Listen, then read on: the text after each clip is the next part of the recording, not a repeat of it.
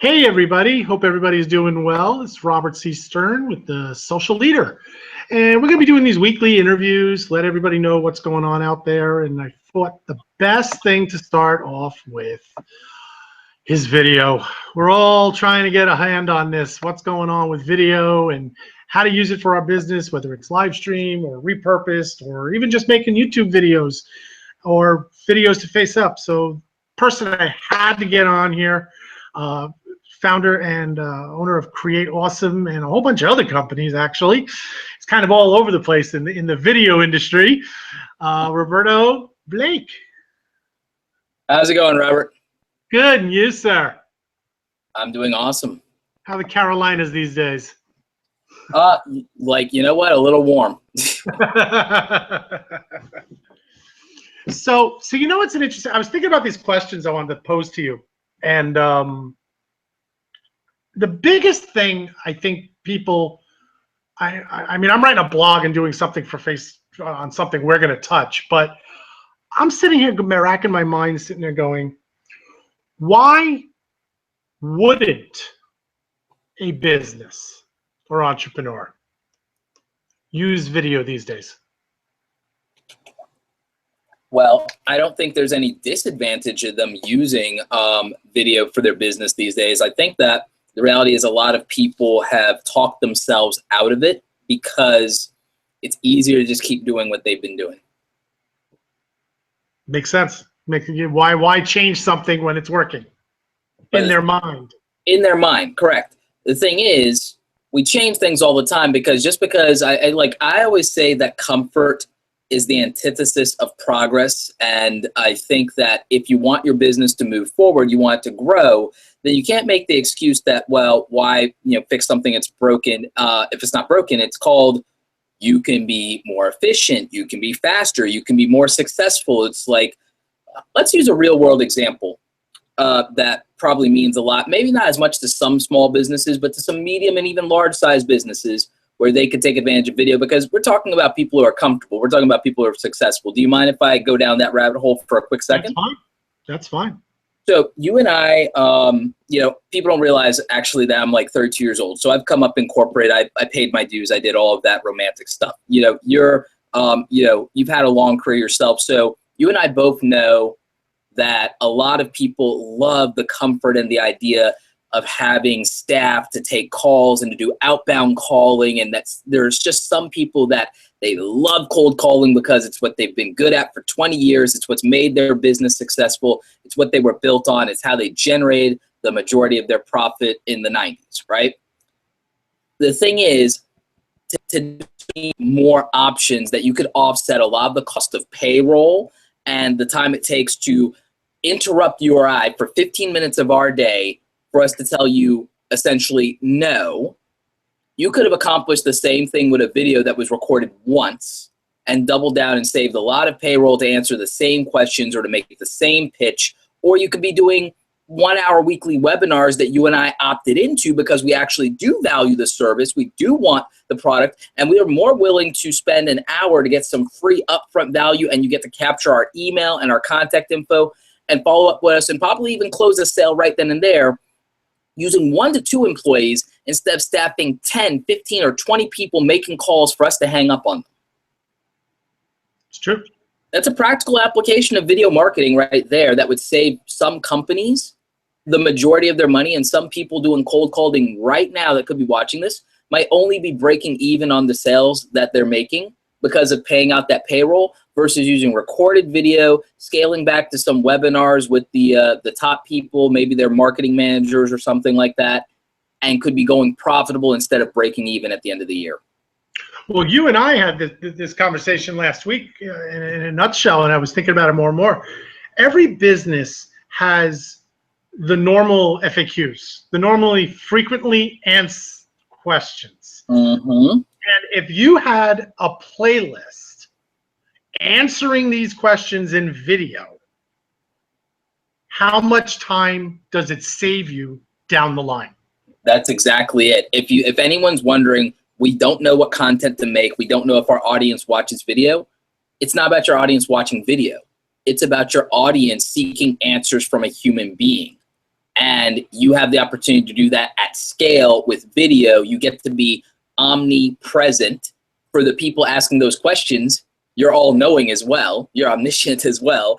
And so you get to do that and buy back your time, give them what they need without having to go down a protracted rabbit hole. And then they have an option to go deeper with you, whether that's a buying relationship, join your email list, whatever's on the table here. But you gave people what they need and you allowed them to opt in or opt out. And again, it's not costing you time. You're doing it once. And then once it's up, you could set up a playlist on YouTube. You could set a playlist up on your Facebook page, because they have playlists there now.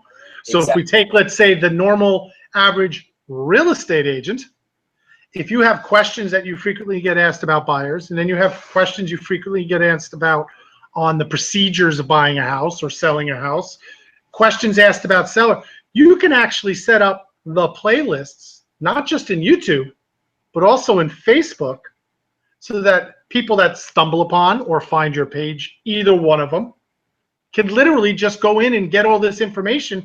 And now you become, somebody said it to me on a coaching call last week, the godfather of the town. Exactly. Because you have all this information available and not being a pain in the neck with the phone call, the phone call, the phone call, the phone call, and they can get it. And now it's like, to me, it's more of, okay, he's got all that great information, and that's only the stuff he's got on video. He probably has a lot more that he can help us with. Oh, exactly. Exactly. And a lot of people, they say, well, if I put something out there and people can find it for free, well, what do they need me for? A human being still provides context, specificity. You can't ask a video that's pre-recorded questions in real time and get an answer. But the thing is, you can watch a recorded video, qualify that somebody knows what they're talking about, and that you can learn from them at your level of understanding and comfort to say, that's my godfather, that's my godmother, that's my guy, that's my gal. As our friend Amy Schmittauer would say, it's about being their favorite. Someone gets to decide that that's my favorite person to answer those questions. That's my favorite person to learn from. That's my guy. That's my gal. They get that right then and there. You saved your time. You saved their time of hunting that person down, i.e. you, and you put yourself in a position to be discovered, to be found. It'd be like, if you want to grow your business, video is a great way to do it because you can be everywhere. It'd be like me whining about being single, and yet I'm sitting at home in front of my computer instead of going out into the world and, doing something about it. You have to show up. Video means showing up. Now let's take the basic person. They haven't gotten into video yet. They want to get into it. Obviously, we have Facebook Live, we have Periscope, we have all the live streaming that you can save these videos. I mean, obviously, people have to overcome being in front of a camera. That's also one of the parts on it. But let's take, they don't have a problem being in front of the camera. What is the first thing in your mind they need to do to start setting up for videos? Because everybody's like, well, do I have the right camera? Should I have the right sound equipment? Should I have a script? Should I have a storyboard? What's your order and process of doing things? Before you ask any of that, you need to ask yourself, what do I need to speak on? What is the value of that to me if I'm speaking to the right people? And what do they get out of it? Before you go to any of that, you need to start with why. Simon Sinek's book, Start With Why. So let's start with, why are you going to produce videos?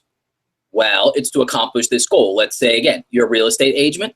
Cool. You want more people to be in your ecosystem for buying homes, and also the people who are selling homes. That why will lead you to your what. So why? Oh, home buyers, home sellers is your who. What do I need to give them? Oh, I need to give them that upfront value. I need to give them those top 10 questions or pain points that they have and provide them with valuable information. I need to show them my neighborhood and show them why this is a great place to buy a home. And then for the people selling, I need to give them guidance so that they work with me, but also so that they have their ducks in a row so they don't waste my time. So now all of a sudden, you have a plan for what videos you're going to make. Aha, that thing that everyone struggles with, what content? Well, start with why I'm doing this in the first place, who it matters to, who I create value for, what do I need to give them, what do I get in return. You start mapping all this out, and the process becomes very clear. And then that will inform, well, what's going to allow me to do that? Is that the kind of thing that I can do with my smartphone? Is that the kind of thing that I can do with a webcam? Do I need to be doing live conversations? Because, oh, wait, maybe I need to do webinars, so maybe I get something like this set up, or, oh, but if I'm doing recorded stuff, maybe I can use my phone, or maybe for what I'm doing, I need another person, so maybe I have another friend or a colleague film me, because maybe we need to do a tour of the neighborhood and I need to be talking in front of the camera like an anchor person. So again, your why and what value you're giving will inform that entire process. Definitely. And that's where you start. If you're asking me, I say you start with that. You start with a pen and a pad before you worry about anything. That's so funny, because I don't know if you saw the post, the picture I put up this morning, and it said tools for content creation. I should probably show it real quick, but it's on my Facebook. It's on my Facebook business page and my. It's a white page, all white. And all it shows is a picture of a brain and a plus sign and pen and paper. Yeah. Tools for the content creation. That's all you need. I love it. Simple formula. So we talked a little bit, we had a nice conversation about what we were going to do today and everything last week. One of the things we touched, and I want you to go over. People think, and it's in their brain, videos have to be perfect. But you know what I'm saying? I'm sitting there, I'm laughing because I'm thinking about how many flubs that I've made in this conversation, because that's real life. That's real life. So I mean, what do you want? That's every meeting, that's every phone call, that's every date. Get over it. You're gonna mess up. Not to mention, it's how many people in business do you think still don't understand that done is better than perfect? And I don't say that to be dismissive. I mean, real talk though. Done is better than perfect. And 80% on time is better than 100% late, the overwhelming majority of the time. Because I think YouTube, the way it grew over that 10-year period, and the bigger YouTubers, everything's edited so well. It's got the splashes, it's got the green back, it's got all this stuff in it, the music and this and that. And everybody gets this feeling well, if you're going to do video, you got to do it right. And that's actually not true, is it? Not true. And even so, even the overwhelming majority of those successful people, if you look at where they started and where they grew and to build that momentum, it was with very little. Most of them started with horrible cameras, horrible lighting. Some of them that had the best lighting still to this day use their window and use natural lighting, and then will use their lamps as a backup. You want to talk about people who really mastered just using natural lighting and what they have. This big YouTuber, I believe her name is Zoella. I don't really watch a lot of her content, but I'm aware of her because of conferences in the marketplace and so on. But I mean, she was doing for the longest time her stuff in front of her windowsill. Another young lady, Alicia, I was actually just watching her to this day. If she can get away with it, she says, if the sun is up, I still film in front of my windows. 3 million subscribers, still filming in front of the natural daylight.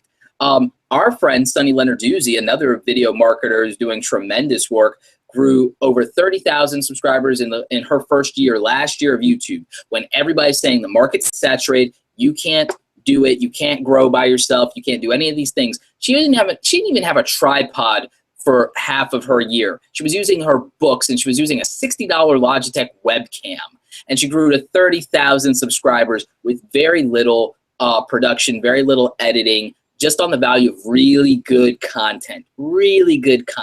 I mean, that's nuts to me. And again, selling something that most people don't think is sexy, because when you think about these big YouTubers that everyone's impressed with, well, the majority of them are entertainers, so of course you're going to think that way, and of course you're in that mode and everything like that. But if you want to talk about BizTube, the marketplace you and I like to play, in the business side of YouTube, the largest people in that marketplace are your Marie Forleos, your Evan Carmichaels, your Gary Vaynerchuks, and even, to a lesser extent, Steve Dotto and people like myself. And that means that that's capping out at 250,000, 300 subscribers. More often it's less than 100,000 like me and Steve, and closer usually to 45, 50,000 like Amy and Sunny, and so on.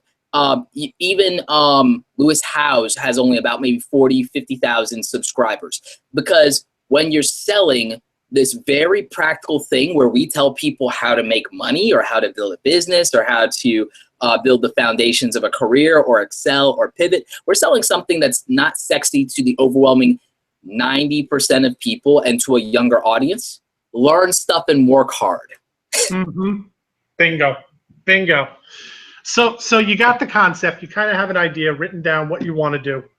So you're kind of doing your strategy work. You're doing maybe a little storyboarding, just getting some ideas to how to do things. Maybe you want to do it outside, inside, all that different. Cameras. Now, you and I talked. Look. These cameras.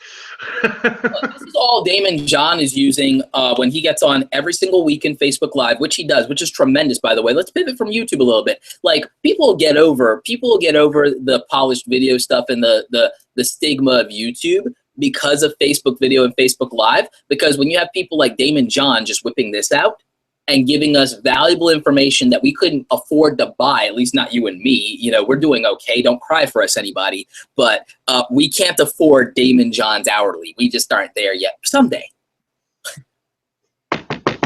Knock on wood. But real talk, he's sitting there dropping valuable knowledge and answering questions, and we can't afford that access, and he's giving it to us, and this is good enough. Exactly. It's good enough for Damon. It's good enough for you. I'm sorry. That's just when Periscope came out and Meerkat before that, and then Blab and all these things, these live streaming, and there's so many still out there. Busker, and you know, you find the one that's right for you. Obviously, Facebook Live, you know, it's kind of the big juggernaut that's out there. But if we can use the camera for there, and you save, now this is a big one. People, I'm finding, talking more and more out there, they're not saving their videos to their phone. They're just letting them go on Facebook. And I'm sitting there going, why wouldn't you save the video? And then you have it to edit and take clips. Oh, you mean put yourself in a position to do more work? Because that's the answer to the question. You got it. Repurpose. Yes, but we see the value of that. For other people, what they're seeing is, instead of seeing the value and the opportunity, they're seeing a problem. If they save it, it takes up space that they don't have for selfies. If they save it, they now have this thing to edit, which feels intimidating to them. And the reason that Facebook video and all these other things and live streaming is so attractive to people is it's allowed them to opt out of the work of what we talked about with a polished YouTube video. The far majority of people see a polished YouTube video and they're like, too expensive to make, too much time, too much skill. They see all the reasons they can't do it in a time when it's never been more practical, it's never been easier, it's never been more polished. And I'm not going to call anyone out, but even you and I know people in our ecosystem. We have friends in the game, in business, and in marketing that are, you know, they're hesitant to approach this because they really would love to not do that extra work. They'd love to just stay in their lane of what's easy for them, instead of dive into this other thing that has so much opportunity. And here's the thing, it doesn't even cost a lot of money. I did over, like, live on my channel, there's probably like 800 and something videos at this point, but I know that I've shot over 1,000, whether it's my channel and other stuff. I've shot over 1,000 videos with one primary camera, and you know how much it would cost today? It cost me more when I bought it. My Nikon D3200 that I do these very polished videos that grinded me to 120,000 subscribers that look just as good when I have my lighting right as any big YouTuber stuff out there that's not in 4K. This stuff, the polished, chopped up, edited videos, if you buy my camera with a lens today, it's $350. That's it. A kid can make that cutting grass in a summer. $350, and you have what a big YouTuber, you know, 120,000 subscribers. Oh, I'm getting a silver play button. Like, okay, so if I can do that on a $350 camera, and I still, on occasion, just shoot on my iPhone when I'm traveling, then you know that it's not a cost barrier to entry. As far as the application I'm using, I choose to use Premiere Pro because I grew up with the Adobe software. That's my personal workflow. But guess what? Premiere Elements has 80% of the same features as the Pro version, and it's $70. It's $70. Hit Film 4 is free. iMovie, there are big YouTubers today who still use it. $15. Final Cut Pro, $300. So Corel Video Editor, $100, which I'm doing tutorials on now. Cyberlink Power Director, about $100, $120. There is not really a cost barrier to high production values if that is your standard and what you want. There's just not anymore. $500 and you're just as good as someone with 100,000 subscribers. $500. That's true. That's true. And you know, it was funny because I had told you about it. There are TV shows. Modern Family did, and I went back and checked. It was Modern Family. They shot one of their 30-minute episodes entirely on their iPhone. Yes. I mean, we're talking a major sitcom on a major station, and all they used was iPhones. See, it's good enough. It's So, at that point. If they can do this stuff now on TV, yeah, why do you have to go buy the $400 camera? Why? It's like, especially if you haven't really done video yet, don't spend the money until you get to it. and you know, people, they whine about they're afraid of looking bad, but I would challenge them to go back and look at the first 10 videos from Michelle Phan, one of the biggest YouTubers out there. The first videos from Marquez Brownlee, one of the biggest YouTubers over there. We're talking about. Wait. Go to the first video of Gary V. Oh yeah, go to the first. Like, if you want to go business, yeah, go to Wine Library.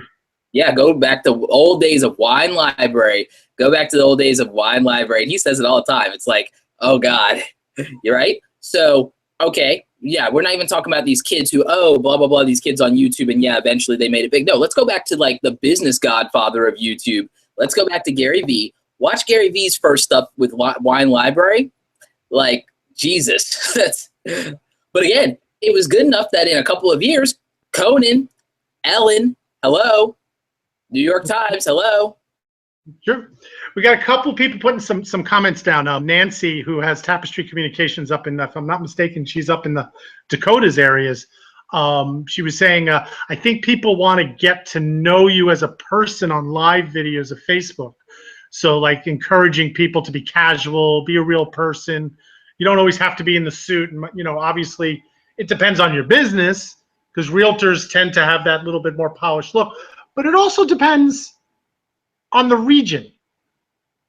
Because I know realtors in Southern Florida that don't wear suits. They come out in shorts and sandals and show you a house. You know, I think in general, even if it's the different region, I still think that casual is becoming more acceptable because the thing is, I think we're tired of feeling like we're being sold to. And I think that casual gives you a lot more permission to access a person, especially when you're talking in real time. We all know it's like, Robert, like, you know, for you and I, there's some people who would like be more familiar with, like, man, you like, do you remember, well, actually, I'm still single, so for me, this is very real. But like, do you remember, like, all right, when you're you know, looking at a girl and like thinking, wow, I cannot approach her because you just feel like, wow, unapproachable, like, you know, oh, that's too much for me. You know, people feel that way in the real world when it comes to business, that there's just some people, like, you see two people in suits flanking each other with their briefcase, and you're just like, oh no, they would never be interested in my business. They would never be interested in helping me. They'd never work with me. Like, you know, I can't be their client. They cost too much. You realize that there are people who really just straight up feel intimidated. And if you make yourself human and vulnerable, if you let yourself make mistakes, if you dress casually, if you seem accessible, you're more likely to acquire their business. Mm-hmm. That's true. They have this, people have this idea in their mind that, no, I have to be at this because then that's when people are going to take me seriously. It's like, that could be a barrier to entry. That could be a, oh no, like, I'm afraid of you. I'm so afraid of you that I'm not going to hand you all this money I have for your services. I'm not even kidding about that. Well, that's kind of like judging a book by its cover. Just But because they look the part doesn't mean they are the part. And then you look at somebody, you know, I remember years ago, and we're talking years ago because I'm older than Roberto. I was in South Florida, and there was a guy, I was at an Outback, and a guy comes in and just a pair of jeans and a t-shirt, but presentable, but just, you know, rough style, sat next to me in a bar, just started talking, just nice guy from Oklahoma. Just, you know, had the drawl and the whole bit and everything else. And the guy owned that Outback and 9 others. And this was just a normal, casual guy that, you know, hey, I'll buy you a beer. Okay, you know, it just normal type of talk. So here's a person that I probably by looks wouldn't have thought business, but obviously does well in business, knows what to do.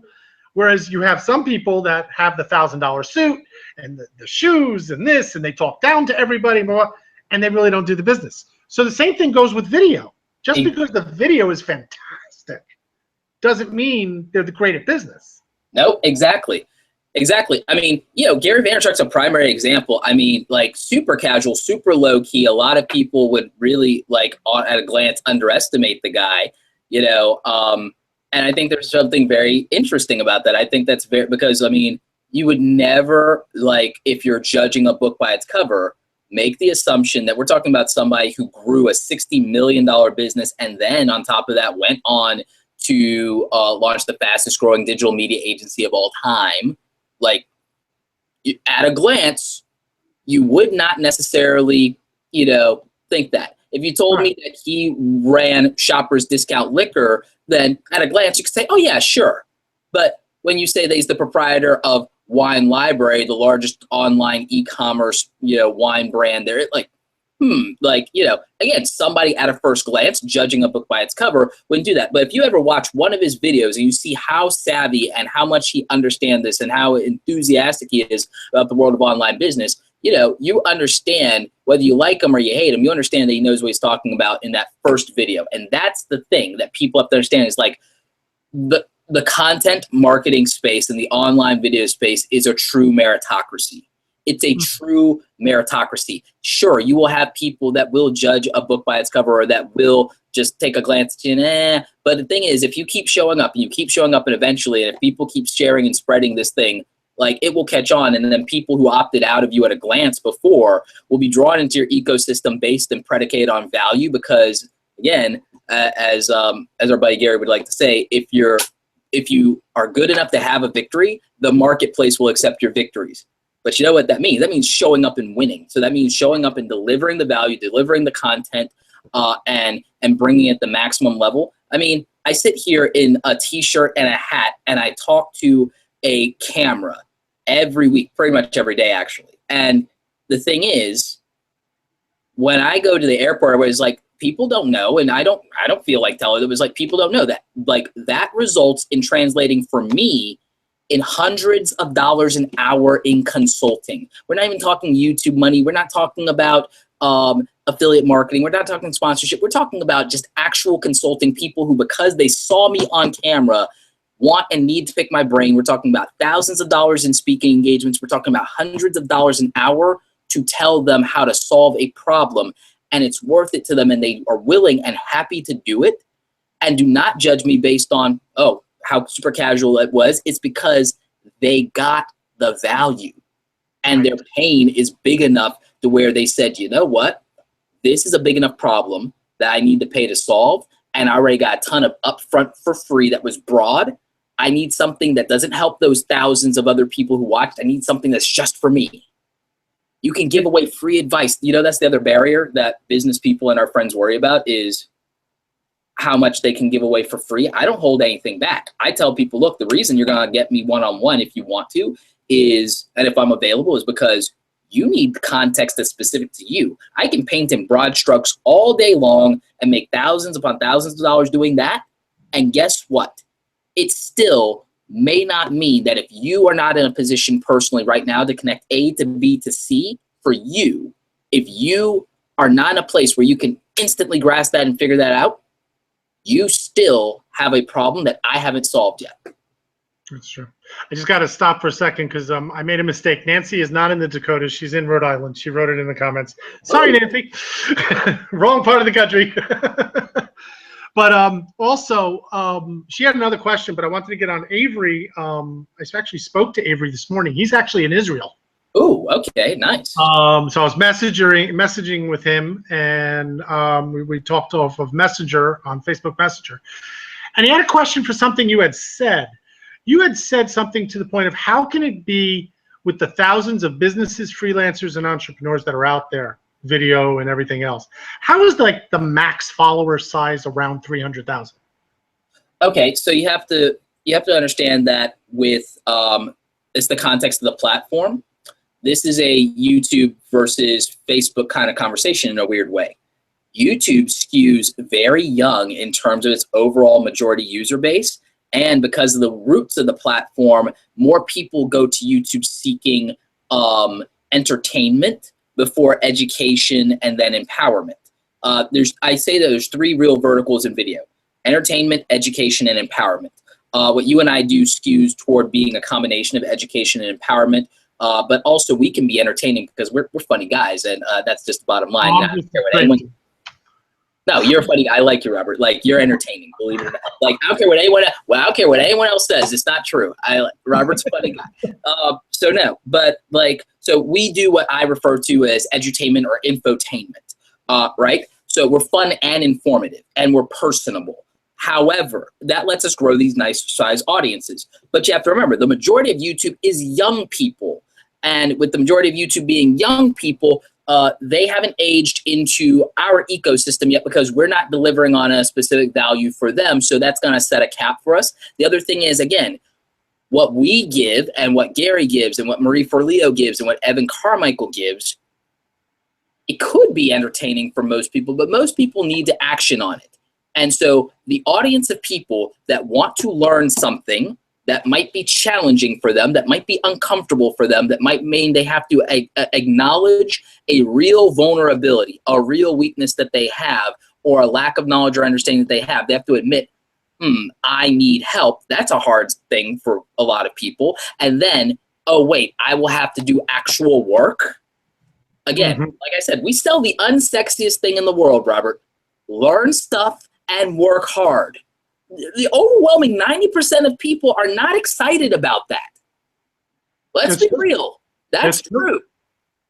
Like, if I could not learn stuff, not work hard, and have exactly the same quality of life and just watch cartoons and play video games all day, that doesn't sound too bad. But that's not real, so I have to learn stuff and work hard. And I accept that. Everyone else, you accept that. Everyone else may not be there yet. And that's okay too. Like, as long as they get there at some point, I'm good with it. So that's the reason why you have that cap. The other thing is time.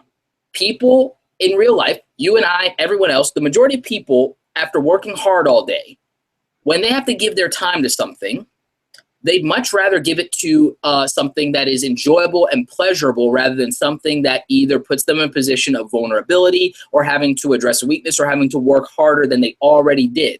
I know that it was a hardship and a sacrifice when I was back in corporate and 9-to-5 world to sit there and to tell myself that instead of playing video games, instead of going out on dates, instead of hanging out with friends, that I was going to sit in front of a computer and build up and develop even more skills, learn more things, build a network, get all of this information and use it as leverage to build a better life. And it is the difference between me and some of my contemporaries who still are where they were 5 or 8 or 10 years ago in their life, is the difference of making the sacrifice of how I was going to differentiate that time.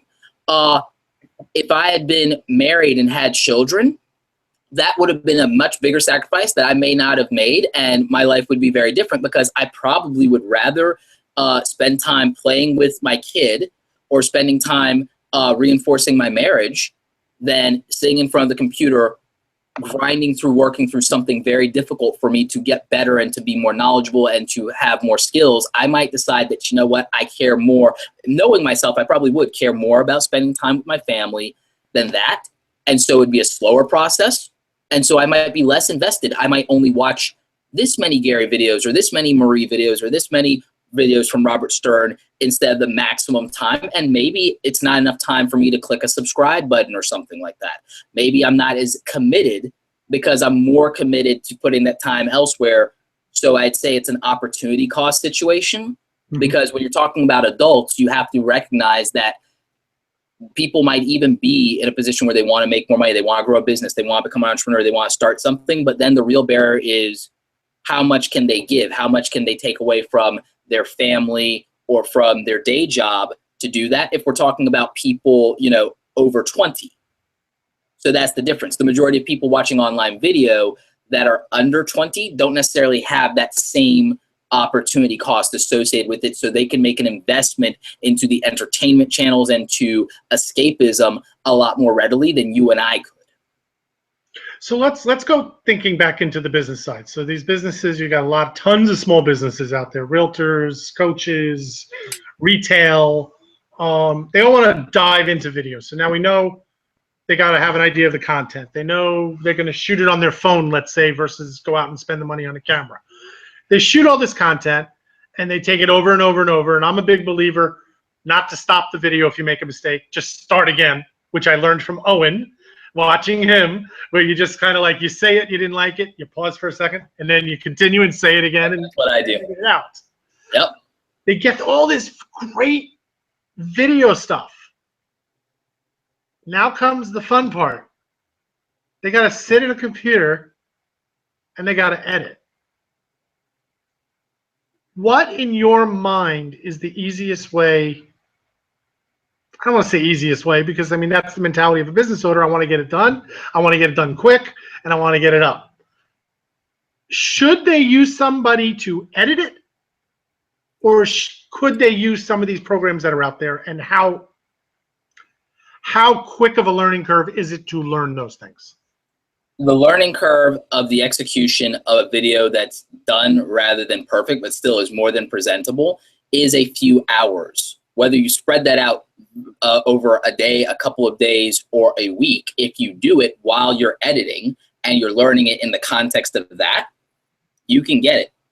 Here's the beauty of it. It depends on what program you're using. Some are easier than others, but the majority of them, and the reason I love the Adobe programs is because the ecosystem of Adobe users, there have been so many of them that have used it for so long that there's an infinite number of tutorials around any Adobe application. So as complicated or intimidating as the Adobe software is with all the tools, the thing is, to do most of your stuff, you only need 5 to 10% of the tools in that application. You just have a lot of options to grow into it. And the majority of the user base has gone back and given free information on how to do stuff very quickly and very simply. I mean, I did a tutorial. If you get Adobe Premiere Pro, which they have a 30-day free trial, and it's the professional software, you have that, and Final Cut is like the 2 most professional video editing softwares you can learn. They're also kind of like what you would call the 2 most difficult, which is why I like the idea of starting there, because if you use these instead of the free stuff initially, which you can still do, it means you'll never be intimidated when you have a different software, because you just know editing at that point, you know? Like your threshold is like, you know, you popped it, you did it with like what the quote unquote hardest thing is. Everything feels easy by comparison now. I kind of like that model of learning. Here's the thing. My tutorial just to get started to be able to edit a video and to understand that is like 20 minutes. And then I have one that's just focused on the process of editing that's like 15. I built both of those videos by helping my friend Latice Hicks in Atlanta over the phone. She'd never used Premiere Pro before. I took my notes when I walked her through it over the phone. I couldn't even look at her computer on how to edit her video, and she got it. And I used those notes to build a tutorial for everybody else. That video has like 60 or 70,000 views. So I used a getting started tutorial based on someone with zero understanding of this, and was able to get her through it over the phone in about 20, 25 minutes. And then I just replicated that information to a video. And so that's the process. So I would say that's probably for like a lot of the basic editing. If you want to get to advanced editing, then it's a lot more stuff involved. A little bit, only a little bit, less than you'd think, because even that basic editing in that is still like 80 or 90% of exactly what I do for my videos today. You know, we're talking about videos I've made that have gotten like 250,000 or 100,000 views. Like, you know, teaching something. Like, we're talking about your polished YouTube video, your jump cuts, your this, your that, even putting audio in the background. Like, this is something that if you spend an hour, you can learn it. Like, and that's it. And like, learn it while you're sitting there editing it. Look at the screen, go back, click back, go back. You can do it. Like, now to get more advanced than that, sure, a couple of hours. More than anything, it's about practitionership. Learning these basic tools and being able to do 90% of what you need to do. I mean, even if you want to make, the reality is I honestly feel that even if you wanted to make a documentary film, like 90% of what you need is in a basic tutorial on this video editing, because it's not that complicated. You're talking about cuts, you're talking about making a title sequence, you're talking about a couple of transitions, some background music. It's not that intense, believe it or not, Robert. It's just not. And I think that if people go through the process, you're like, oh, well, that was easy enough, or that was painless. Like, why wasn't I doing this sooner? Because like when I tackle things, I'm like, the thing that annoys me the most is like, I could have been doing this all along, and I was just convinced that was harder than it actually was. Like, there's so many things. I felt that way about cooking. Like, everything looks harder than it actually is, because experienced people make it look easy and simple for them, and you see the fancy end result. And the thing is, the process, though, for most people, if they would just do it and get comfortable and accept some level of failure up front, instead of saying, but I didn't get as perfect as that person. Of course, it's like a sport. No one starts a sport, for the most part, expecting to go to the court and dominate the first week, the first day, the first month, the first summer. Like, no one goes to a sport and expects to be LeBron James or Michael Jordan or Larry Bird. No one goes in with that expectation. And that's fine. But the thing is, by just getting started, you've crushed 60% of the marketplace by just getting started. You invest an hour or two, you invest a month, you invest a year, great. You've cleared 70 or 80% of the field, because most people quit. It's really, so, I mean, it's just do it. It's like Nike says, it's just do it. It's pick a software that's affordable for you, or get a free trial. And it doesn't have to be something complicated like Premiere Pro. A lot of our friends, they use ScreenFlow, or you know. That's what I was going to ask you. So there's two sides of the coin. You got the people that work Windows. You got the people that work on iOS. So for people that are on iOS, what are the starting programs that you think people should start with? iMovie usually comes with their Mac, so that's an option. And then you have ScreenFlow and Camtasia, which are great for anybody in a business side that has instructional things where they might need to show a screen capture, a website, a dashboard, a tool. So that can be helpful, or slide presentations. So that can be helpful to them. And I think that those are your basic things, and they're all super affordable. iMovie comes pretty much for free. Comes on everybody's iPhone. Exactly, and it's on the iPhone as well.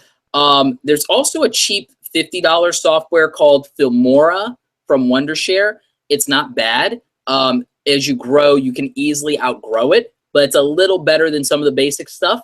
But for $25 more, you can get Adobe Premiere Elements for both Mac and PC. And that's, again, I think it's a great program. I think the Adobe stuff is spot on. If you pay $100, you can get Photoshop Elements with Premiere Elements, which means you have a photo editing app that's really good now, and you have a video editing app.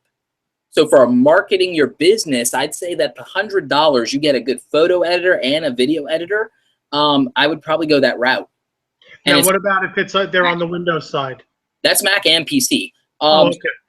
So on the PC side, if you're in Windows 10, they've you can still get Windows Movie Maker, but they've discontinued it. It doesn't come native anymore. But there are a ton of options for Windows. Filmora for $50 is still on Windows. Like I said, Adobe Premiere Elements is still on Windows. So is Adobe Premiere Pro. Advanced stuff for Mac, by the way, Final Cut Pro, $300, totally worth it. Adobe Premiere Pro, it's part of the Adobe Creative Cloud subscription model. You either get Premiere Pro for $20 a month, or you can get the entire Adobe suite for like $50, $60 a month, and I would do that. But alternatively, if you just want own software up front, you have Corel Video Editor, which is great, and it comes with a free screen recording program and some other stuff. So the Corel Video Editing Suite is like $100. Same thing with Cyberlink Power Director, about $100, and it comes with a suite, comes with a great screen recorder app. So those are some really strong options on the Windows side. So again, anybody, you got anywhere from free to $50 to $100, and you've got great software. If you want to go hard, you can go to $60 a month with Adobe, or like $300 outright with Apple for Final Cut. Either way. I'm going to ask you some questions that I know people are thinking, but a lot of them are probably saying, I don't want to ask that. It's too simple. Sure. Because think about it, that happens a lot. People are afraid to ask a question because they think that what it's going to make them look like. So much. How important is it to have an opening, like, shot, like an intro? I don't use one. I wanted you to say that because I think too many people think they have to have this graphic opening intro into something. It's about what expectation you want to set, what you have, and what your format is, and also what you think. Like, I don't bother with an intro because I'm like, I want to give you upfront value as quickly as possible. And if I'm going to selfishly try to like siphon 15 seconds of your time, I can use that to sell. So real talk, like, okay, I can have a 15-minute fancy intro that wastes your time, or I can give you upfront value and I can get that same 15 minutes somewhere in the middle or in the end and ask for you to join my email list, ask for you to buy from me, ask for you to hire me. I can ask for a sale with that time, and I could probably do it in 5 or 10 seconds, honestly. So it's like, why do I need that? Like, what, because it's fancy, because it's polished? Just like, how about I impress you with how valuable the information I'm giving you is, or how I can articulate it, or how intelligent I am, or in my case, how funny and devilishly handsome I am. Like, I'll impress you there. I don't need a fancy intro that I had to spend an hour on or pay $200 commissioning somebody to do in After Effects, which, by the way, they probably just bought a $10 template and slapped my name in it. And so and then they put a little music to it and you're done.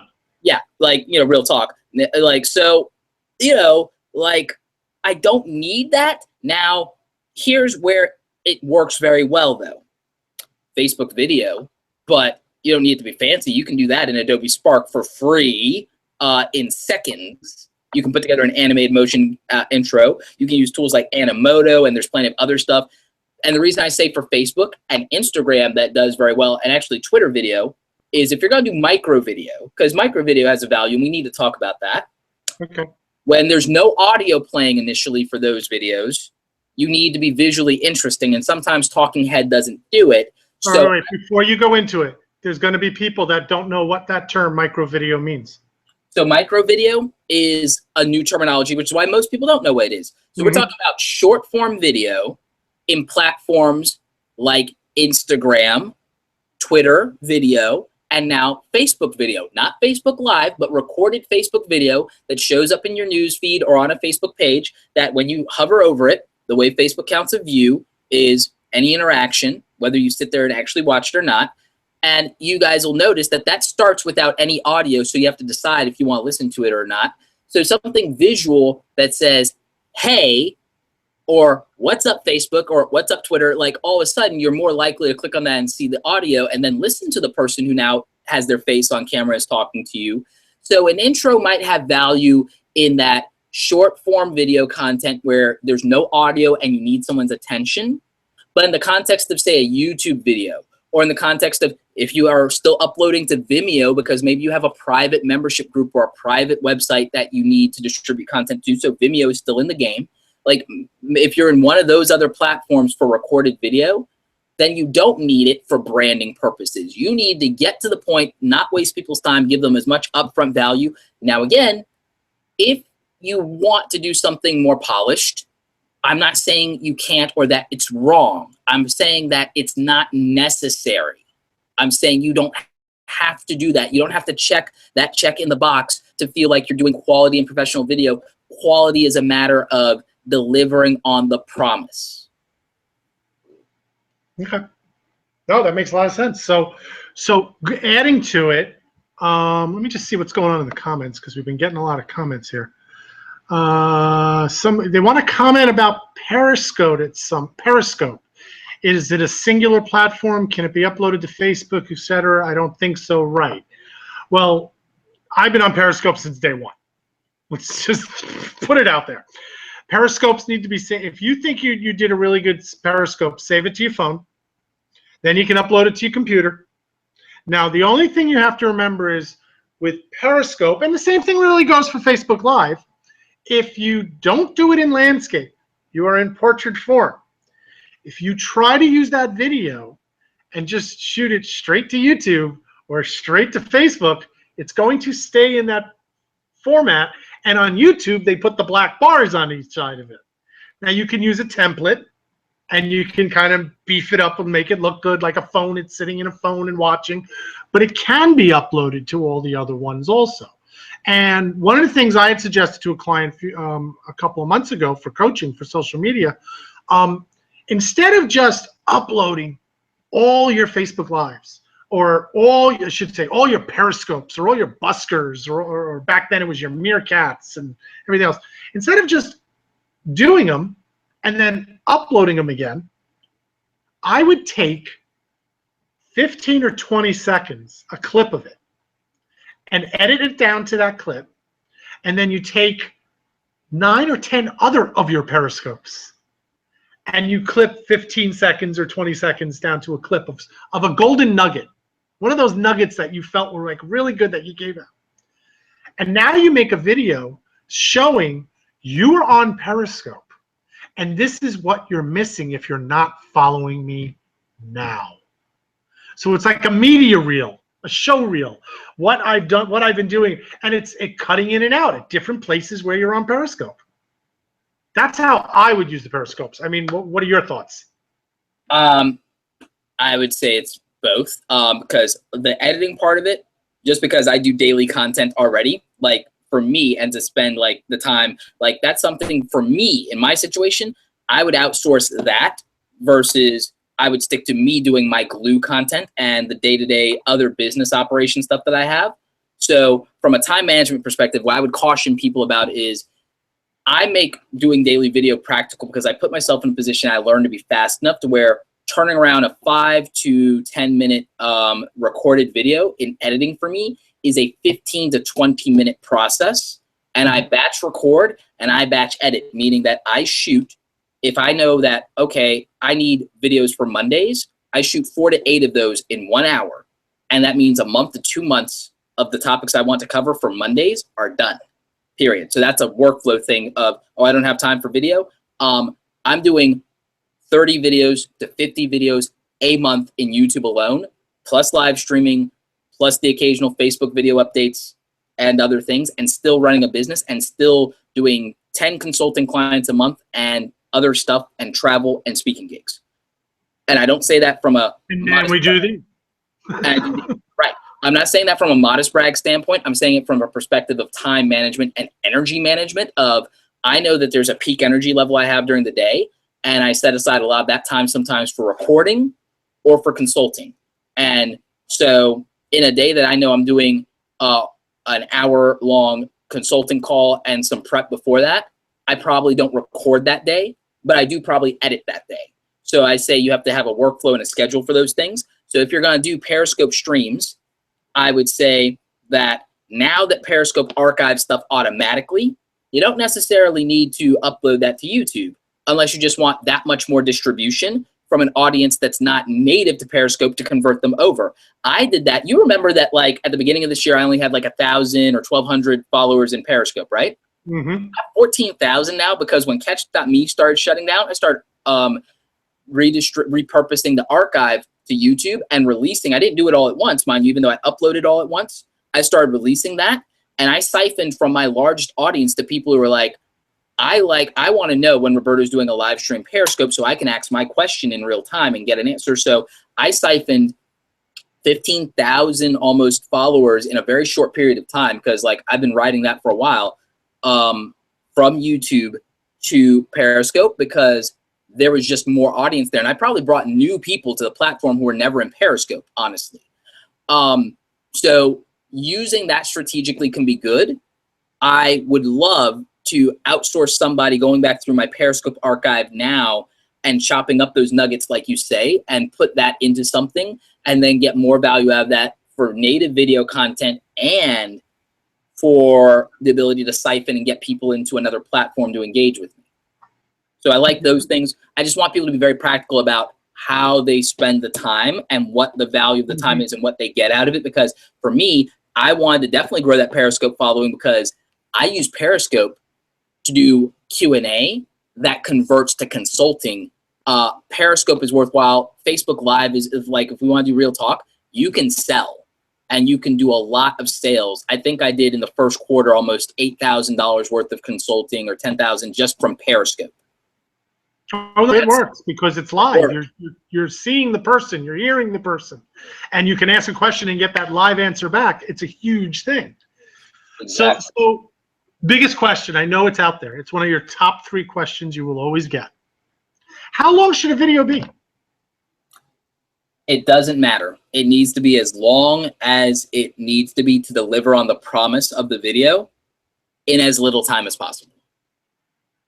Because it is a big question. You know what I'm talking about. Well, it's because there's this YouTuber way, and every time someone says for YouTube or the YouTuber way, I kind of want to literally punch them in the mouth, but not really because I'm a nice guy, but I kind of do. I like it's getting to the point where I almost literally do kind of, because I feel like you have to knock sense into people at this point, because it's like, stop with the 3 to 5 minute video jargon and stop using the bad data, the average 3-minute watch time, and stop using the goldfish attention span analogy. It's like, you know what? When people are being held hostage in their classroom and their course room that they paid $3,000 for that course for the semester, and they're there for an hour, they're there for an hour, you know? And why? They paid to show up. You're giving value for free. If you're giving value for free and you're telling people how to become healthy, how to grow their business, how to save their marriage, and if they don't have 20 minutes for that, they deserve to lose.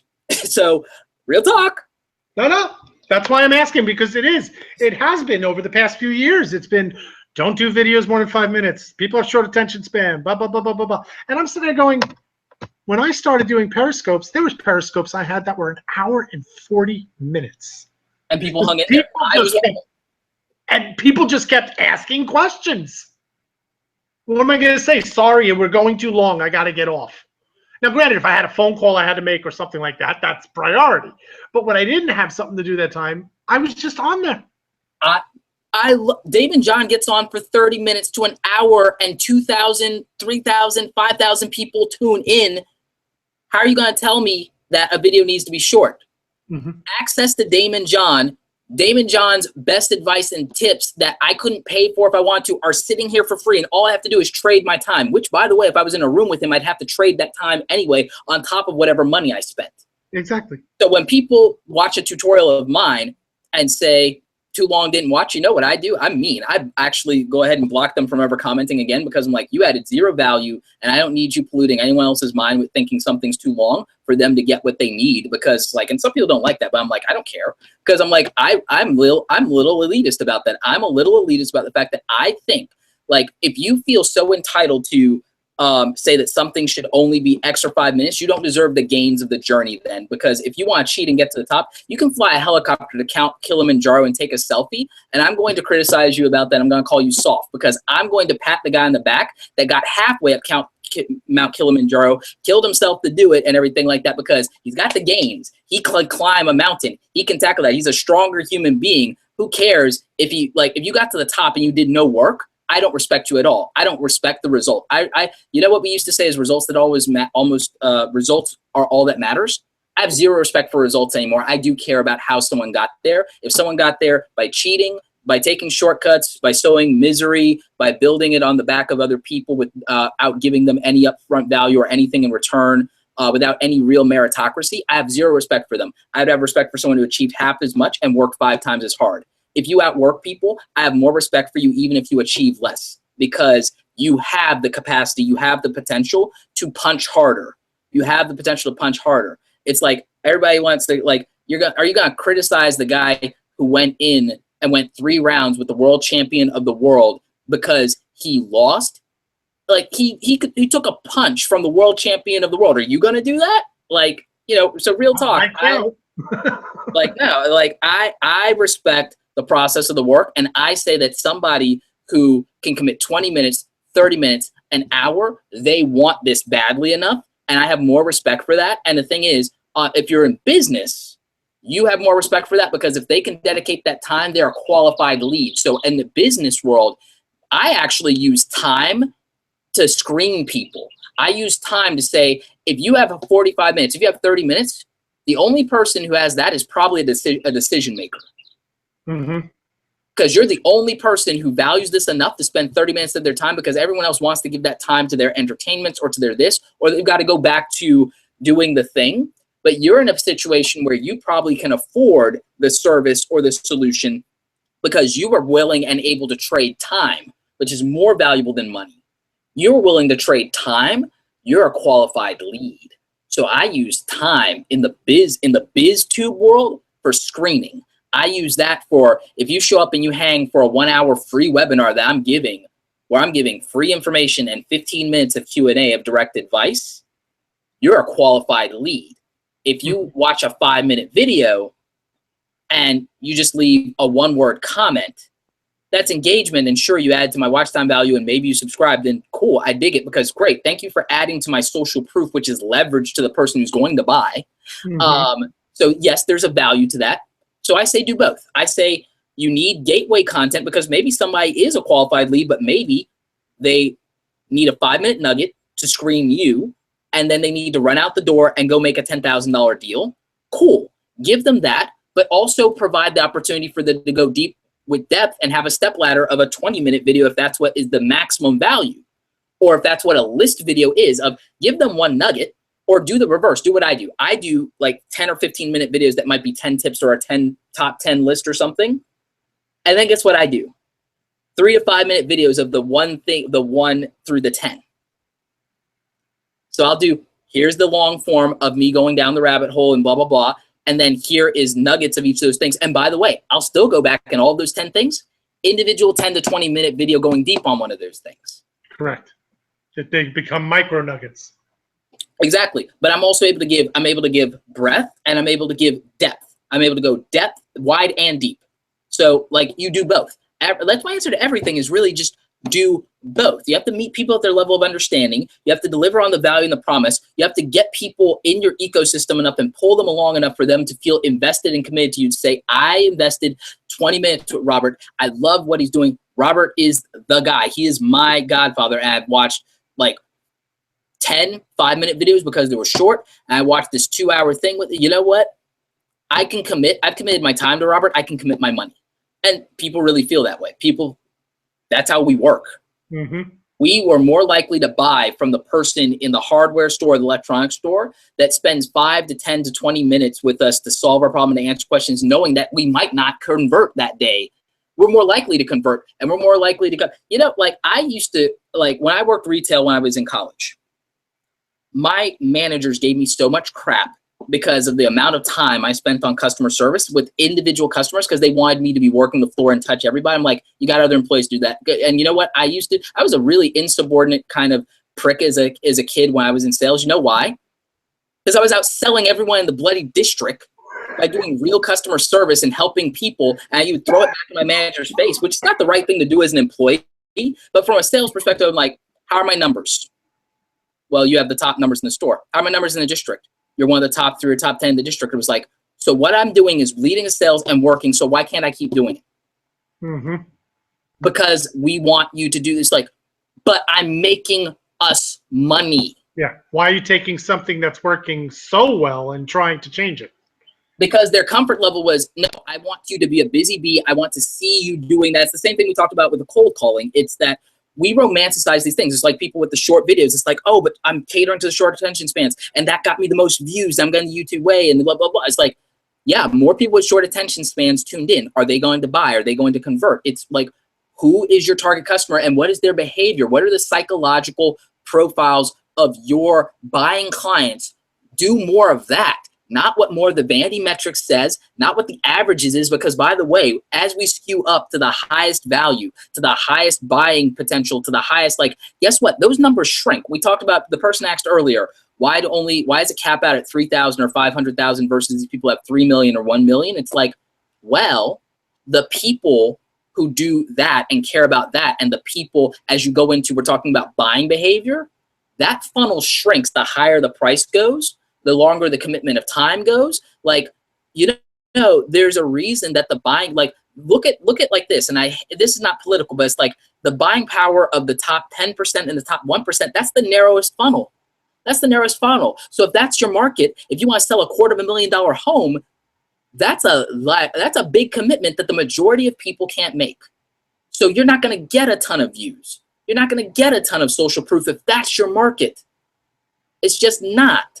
Mm-hmm. You know, if you're selling that, I mean, do you realize how few sales you're going to have of a $2,000 info product? If you have that, you're going to sell more of a $100 thing than of a $1,000 thing. It's gonna, the market is going to funnel. It's going to skew that way. So I would encourage people to, I understand the vanity metrics. I understand that as a success metric, but you know, it's a real success metric is sales. It's sales. I beg of you. I beg of you to sit there and to really think more about selling 10 people out of 100 people that watch instead of 2 people out of 20,000 because the vanity metrics of 20,000 views feel so good and you only got 2 sales. I'd rather take 100 views and get the 10 sales. Mm-hmm. And I want that for you. I want you to get 100 views and 10 sales. I want you to have that 10% conversion metric. All right, so let's talk about. We're going to get onto the conversion part in a second, but another person brought up. I think it was Avery again. What are your thoughts? And I think I'm seeing it more on Facebook than YouTube. But what are your thoughts on having someone or doing it yourself to have the closed captions on your videos? Outsource that. Okay. Like hands down, outsource that. It's buying back your time. $1 per 1 minute with rev.com, and it's a 24-hour turnaround, and it's like 99% accurate most of the time, especially if you're speaking clearly. Just outsource it, like seriously, because if you're playing the game at a high enough level, the time, like an hour of sitting there closed captioning, what's the value? How much money are you going to make off of whatever this video does for you to close caption it? Versus, I mean, real talk, if I spend an hour closed captioning 2 or 3 videos, that cost me $300 of time that I could be consulting. That cost me whatever I negotiate for an hour speaking engagement. I'm like, nope. What I need to do in that situation is spend $60 for 60 minutes of closed captioning across however many videos that 60 minutes equals is more valuable to me than anything because I just bought back my time. I just bought back my time at a net of $240 just on consulting versus whatever else I'm doing. So that really matters. So if we're real talk here, I would outsource something like that. I would never take that on yourself if you're playing at a high enough dollar amount. Now, if your time is not selling at a high enough dollar amount and you're just getting started or you're a hobbyist that's doing a side hustle that can grow and you need to save money because you're in lean bootstrapping mode, sure, do it yourself in that scenario and only in that scenario. The minute it's practical, just pay for it. Because even if you're doing a 5-minute YouTube video once a week, if you're doing a 5-minute YouTube video once a week, which is going to be the norm for most people, even if you're doing, let's say you're doing 2 videos a week, that's $40 for your entire month to just have it done in 24 hours. Versus if you sit there and you're thinking about how much you don't want to do it, you killed like to caption a 5-minute video. You know, it usually takes about 15 to 20 minutes, and then you're double checking it. You could have just made videos for the whole month. Mm-hmm. Buy back your time. Like it's. Do you use a lot of closed caption on yours? I'm trying to remember. I do now for a couple of reasons. One, I really just believe that's the right thing. From a holistic standpoint, I really believe in this conversation of accessibility, of the differently abled, and I really believe in that. I also know for me, I have an international audience. I have not just people in the United States. I know that about half of my views on YouTube are people overseas, whether they're in English-speaking countries or not. I also know that for me, it's something that I use as a value add because sometimes I do sponsored content. I do sponsored videos. So one of my upsells with sponsors is that I'm going to close caption the videos out of the cost. So for me, I do a lot of closed caption. I think my vlogs are the only thing I don't close caption. Some of my long form content, I'm working my way to close captioning some of those longer pieces as far as paying for that because that price point for how much volume I have is just a little painful. But I know eventually that like the overwhelming majority of everything, probably 98% of it, will all be closed caption. I'm still debating on the vlogs just because I don't know if that's a value proposition enough to be bothered, or how many people that would get value from that actually would need that. But all of my resource content, my tutorials, my how-to videos, I'm closed captioning everything. Okay. It helps with search, and it's the right thing. As far as I'm concerned, it's the right thing to do. All right, let's talk CTAs. Sure. When should they be done? Should they be done on every video, first off? And when should they be done in the video? Yes. And whenever it works, whatever is natural, because that's predicated on it's predicated on how comfortable you are and how comfortable you can make someone.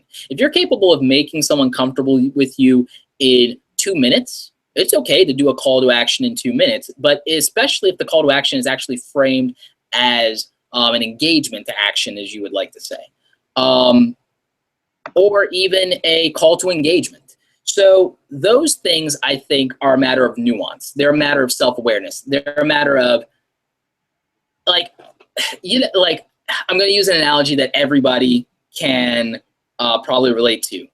You know, if you're good enough, you don't have to wait till the end of the night on the first date to get a kiss, right? I forgot how long ago. If you're good enough, you don't have to wait till the end of the night on a first date to go in for a kiss, if you're good enough.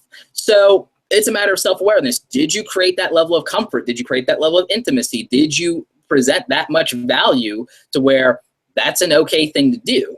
And so that's what I would say. I think that literally, if you're good enough, you could do it a minute into a video, you could do it 2 minutes into a video, you could do it in the first 30 seconds if you're good enough. I've seen people do it in Snapchat in 10 seconds of an interaction. And guess what? They were good enough. So if you have the chops, it's okay. And yeah, I would say in every video, if you feel you're delivering on the promise, if you feel you're delivering on the value, yeah, why not? I mean, but that's again, my perspective, because in the context of business, I really want people to give enough to feel comfortable to ask. And so I would say if you're giving enough to be, then if you're giving enough in every video, you should be comfortable to ask in every video. Yeah, because it's interesting, and it doesn't have to be the same CTA in every video. It could be different CTAs for different things. I think they should be unique and purposeful. I know there's an ease in one, especially with video content. People want to manufacture things, and sometimes that's okay, and sometimes it's even the right thing to do. But there are things that I think there's a real value in unique value. And for you too, like, I think that diversifying, I mean, look, real talk, let's go lead magnets, one of our favorite things, right? Growing your list. I think that you should have videos that specifically have the intention of growing your list without you asking for a sale then, because you're trying to get long tail value, you're trying to build lifetime value, get them into your ecosystem, get them off of social and get them into your warehouse. So I think that having a series of videos that are specifically, I mean, honestly, I think one, I believe in multiple lead magnets. Yes. I think that every single one of your lead magnets should have at least one video, and I would go farther. I'm the type of person who said, nope, I'll make 5 or 10 I'll make 5 or 10 videos for every single one of my lead magnets, but I'll give some unique upfront value that qualifies why you would want this other thing from me, and it's me giving you more. And so that's my methodology. And when I've done things with using videos to augment my lead magnets, I've been able to jump my list by 1,000 new users in a month, just like that. Usually, majority of that being in a 24-hour period. You really want to grow your list, make a video that grows your list, and if you distribute it enough and well enough, you could grow.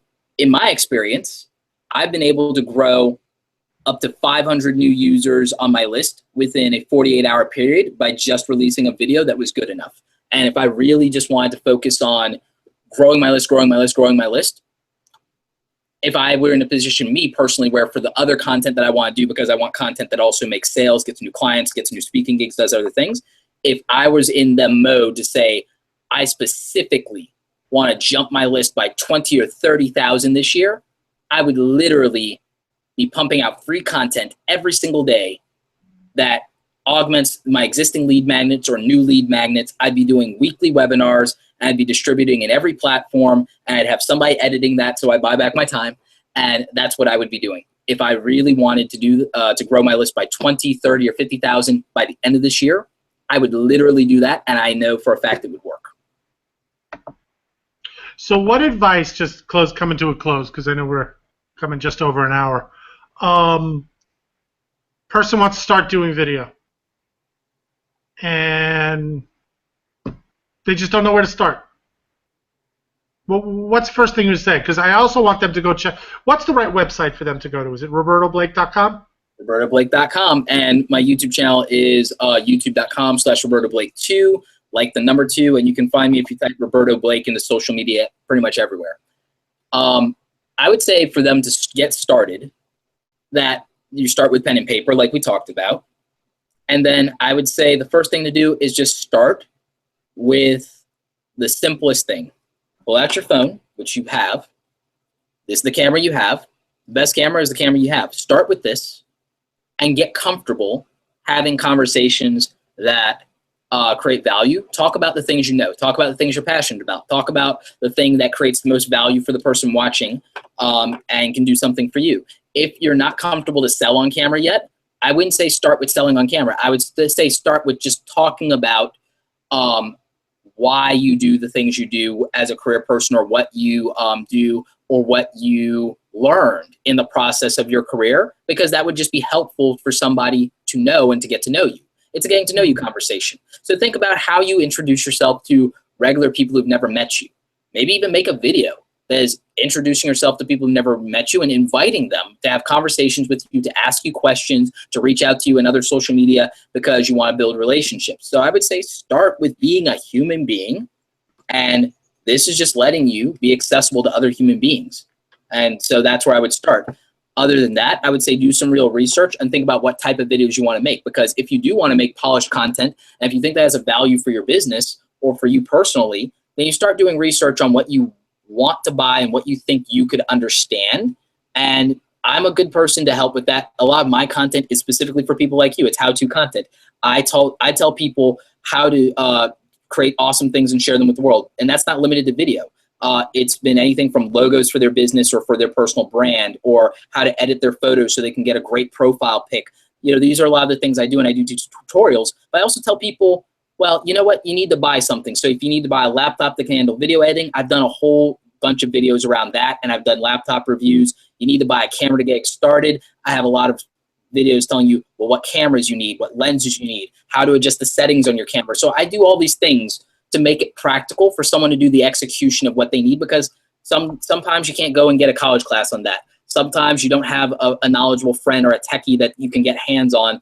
And I don't always have the time to have those conversations in email or over the phone. So I made these videos to buy back my time, give people upfront value, help them solve their problems, put them in a position to execute and create. So you need to buy your first camera. I've done a whole video on how to buy your first camera. You need to buy a camera under $500. I've done videos on that. So that's what my YouTube channel is all about. It's all about that. You have the videos to teach you how to edit once you have these things, how to use the software, how to market and promote it and grow a YouTube channel if that's what you want to do with it.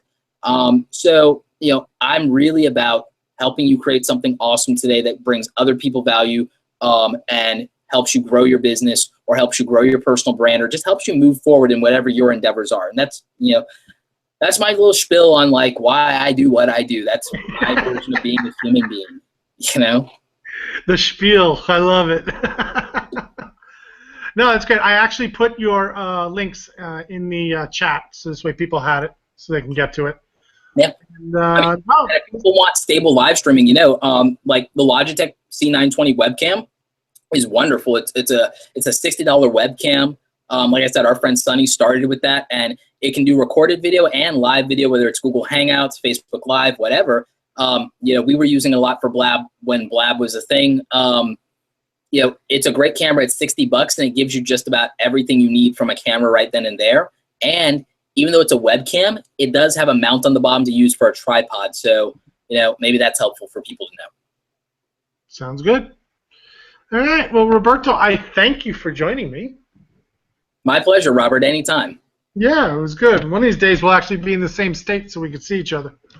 Yeah, I mean, I wish you were at Social Media Marketing World a while back. Yeah, I couldn't make it. I was actually, when was that, February?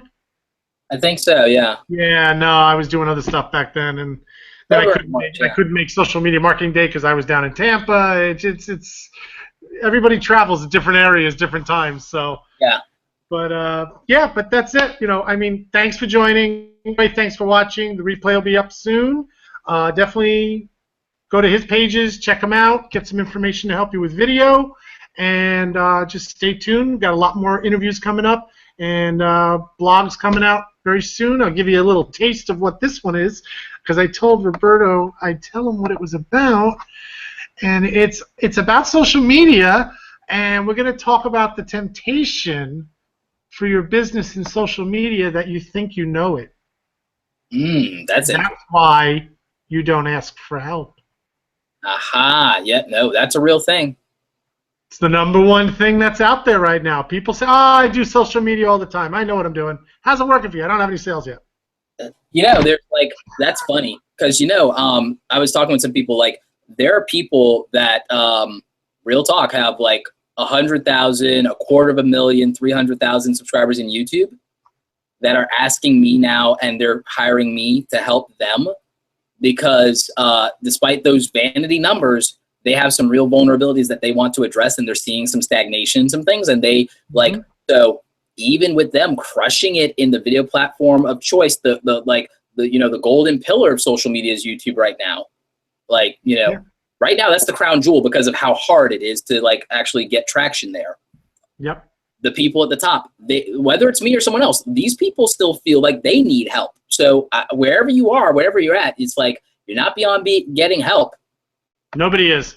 Nobody is. I reach out to you, and I talk to you, and I talk to all our other friends, in Facebook all the time. If I don't know something, I'm not too proud to say so or to ask. I'm there to siphon as much value as possible. Exactly. All right, everybody. I thank you all for joining. We will see you soon for our next one, and that's going to be a wrap. Take care. Take care. Stay awesome.